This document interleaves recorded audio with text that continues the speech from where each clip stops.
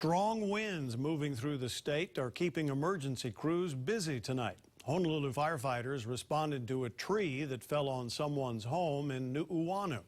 Brent Ramadna is at the scene with the latest. Brent? Well, Joe, very windy and rainy conditions out here tonight. In fact, so windy that a tree fell on a home here in Nu'uanu. Now, there was a man taken into an ambulance. He was treated and checked out okay. He even gave the shaka afterwards. We also talked to the woman in the house. She was okay as well. We talked to HFD, and here's what they had to say about tonight's incident.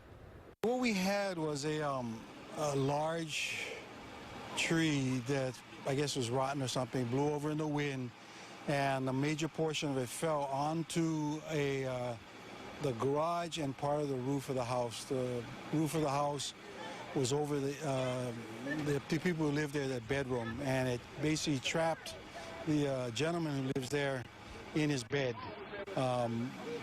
Basically what we went in and we just basically lifted the roof up slightly. We were able to get him out of the bed and out. I'd say about 25% of the house and the garage is totally destroyed by that one tree that fell on it. Surprisingly, my car's more damaged than us, and it was below.